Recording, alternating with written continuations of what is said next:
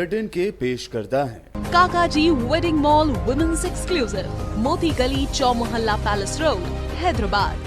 अस्सलाम वालेकुम, आदाब। मैं हूं खलील फरहाद और आप देख रहे हैं बीबीएन न्यूज। आइए अहम तरीन खबरों की शुरुआत करते हैं हेडलाइंस से। नफरत फैलाने वाले सुदर्शन चैनल के प्रोग्राम पर सुप्रीम कोर्ट ने लगाई रोक। कहा, हम एटमी मिसाइल जैसी चीज पर लगा रहे हैं रोक। मुल्क तकसीम करने वाले एजेंडे के साथ नहीं रह सकता।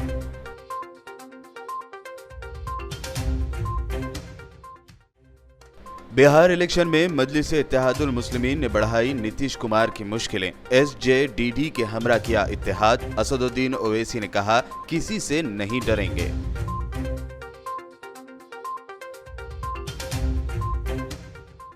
मरकज की मोदी हुकूमत के खिलाफ जाएगी तेलंगाना सरकार। पार्लियामेंट में नए एग्रीकल्चर बिल की करेगी मुखालिफत। बिल को KCR ने बताया किसान मुखालिफ।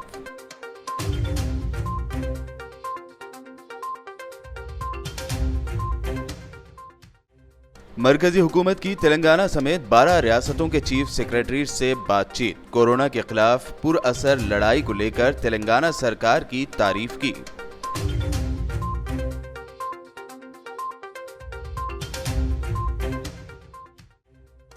तेलंगाना के हेल्थ मिनिस्टर इटेला राजेंद्र के 7 मुलाजमीन पाए गए कोरोना पॉजिटिव। इटेला राजेंद्र की रिपोर्ट आई नेगेटिव। दीगर स्टाफ में फैला खौफ।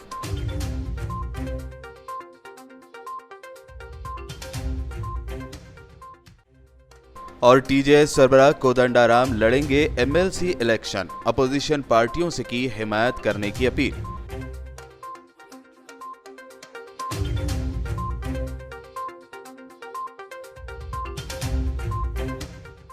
और पेश है खबरों की तफसील। सबसे पहले बात करते हैं आज की बड़ी खबर की। जर्नलिज्म में कट्टरवादी और नफरत फैलाने वाले सुदर्शन चैनल के खिलाफ मुल्क की सबसे बड़ी अदालत सुप्रीम कोर्ट ने कई अहम रिमार्क किए हैं। सुदर्शन टीवी मामले की समाअत करते हुए सुप्रीम कोर्ट ने कहा है कि मुल्क तकसीम के एजेंडे के साथ नहीं रह सकता। जस्टिस DY चंद्रचूड़ ने सुदर्शन टीवी पर UPSC और मुसलमानों को लेकर चलाए जा रहे प्रोग्राम पर रोक लगाते हुए कहा कि सुप्रीम कोर्ट एटमी मिसाइल जैसी चीज पर रोक लगा रहा है।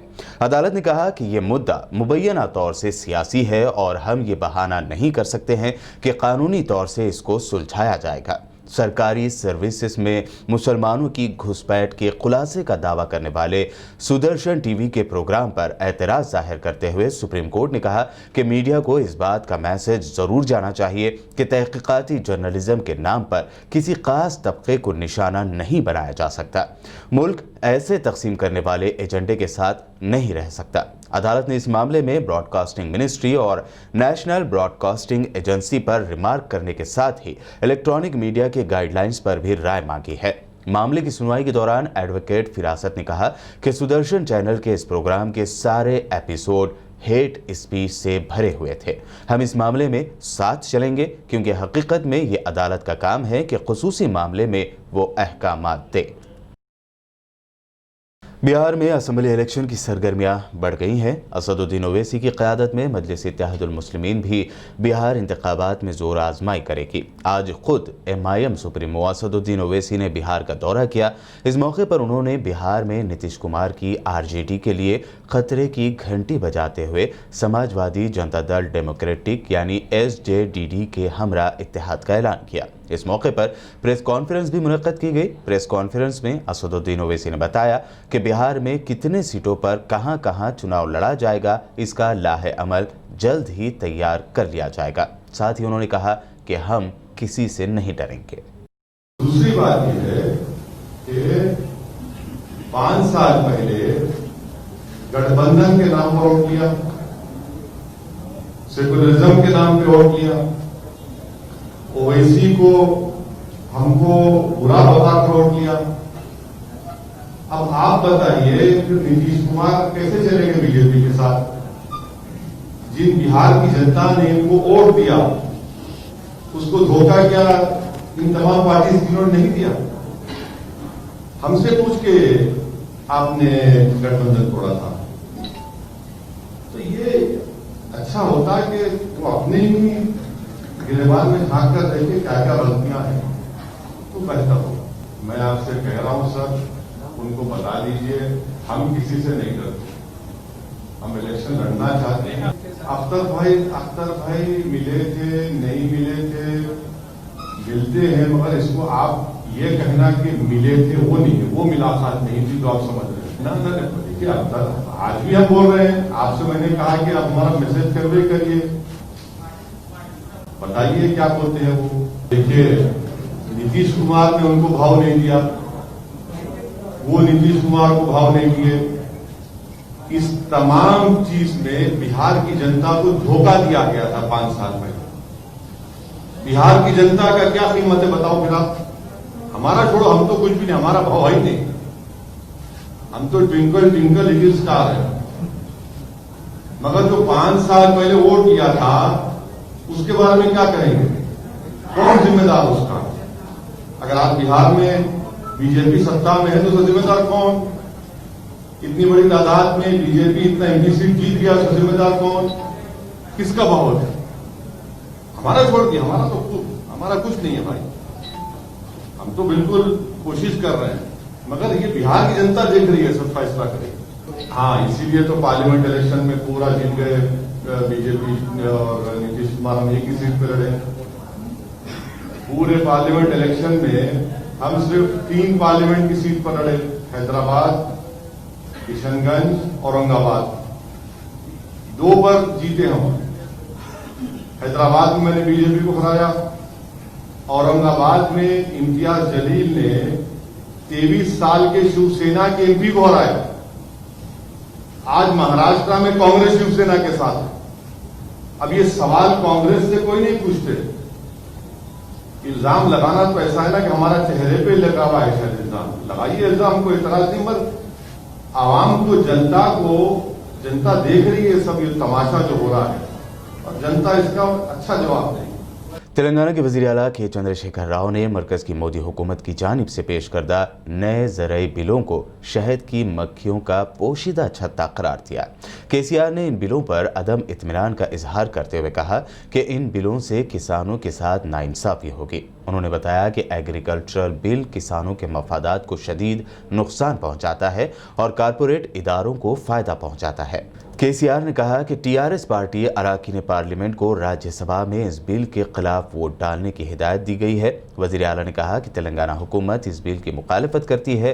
केसीआर के मुताबिक हमारा मुल्क पहले ही माली बहरान का शिकार है, इसके बावजूद मरकजी हुकूमत किसानों की जिंदगियों के साथ खिलवाड़ कर रही है।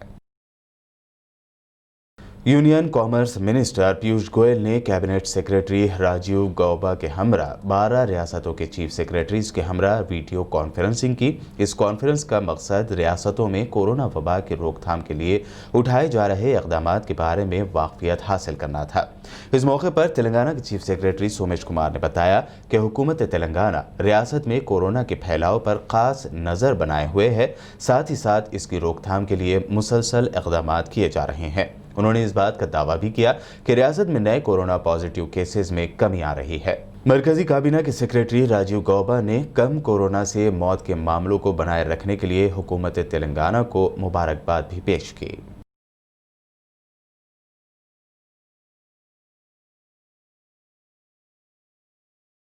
तेलंगाना के हेल्थ मिनिस्टर इटेला राजेंद्र के 7 मुलाजमीन कोरोना पॉजिटिव पाए गए। इस खबर के आम होने के बाद उनके दफ्तर के दिगर मुलाजमीन खौफजदा हो गए। मिनिस्टर इटेला ने इस वाक़े के बाद अपनी जांच करवाई, जिस पर वो नेगेटिव पाए गए। कोरोना पॉजिटिव पाए गए मुलाजमीन में मिनिस्टर के पर्सनल असिस्टेंट, गनमैन और ड्राइवर्स भी शामिल हैं। मिनिस्टर इटेला समेत उनके तमाम मुलाजमीन को अलग थलग रहने की हिदायत दी गई है, जबकि उनके ऑफिस को सैनिटाइज किया गया। इटेला राजेंद्र ने कहा है कि वो अगले 2 से 3 दिनों में अपना दोबारा टेस्ट करवाएंगे, तब तक वो अपना काम जारी रखेंगे। तेलंगाना जन समिति यानी टीजेएस के सदर प्रोफेसर कोदंडाराम तेलंगाना में आइंदा ग्रेजुएट कोटे के तहत होने वाले एमएलसी इलेक्शन लड़ेंगे। टीजेएस ने अपोजिशन पार्टियों से तेलंगाना आंदोलन में सरगर्म रोल अदा करने वाले प्रोफेसर कोदंडाराम की हिमायत करने की अपील भी की है। टीजेएस ने नलगुंडा, वरंगल और खम्मम ग्रेजुएट हलकों के उम्मीदवारों के तौर पर कोदंडाराम को हिमायत देने की अपील की। इसी के तहत टीजेएस ने कांग्रेस, टीडीपी, सीपीआई, सीपीएम और न्यू डेमोक्रेसी पार्टियों को एक लेटर भी लिखा है।